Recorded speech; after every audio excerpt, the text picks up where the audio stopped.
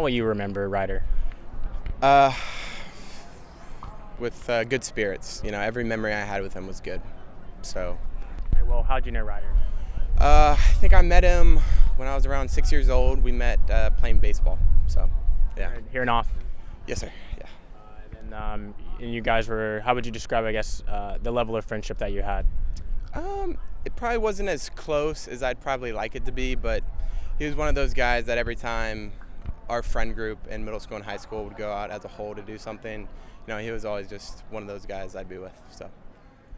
Pastor Phillips described him as, the consummate Southern gentleman, someone you could rely on. He said we need more people like Ryder in the world. In your memory of him, is that kind of correct, spot on, the kind of person that he was? I'd say so. Yeah, definitely. He was definitely a guy you could lean on. He always had your back and was a giving person. So. And then, the fact that he was here with his family the last couple of months. He took a semester off from tech. Does any of that seem like fate or divine intervention or just coincidence?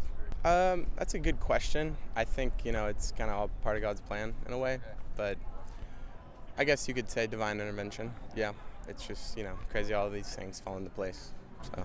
How will you remember Ryder? With good spirits. Every memory I had with him was good. So. And then my last question for you, if you feel comfortable, just, what was it like inside the sanctuary? Understanding, it was overflowed into another room. So many people came to support him.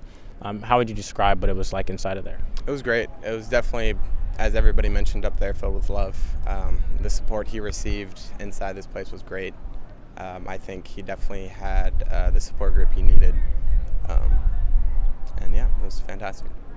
Thank you for watching. Please hit the subscribe button and get the latest news by downloading the CBS Austin News app.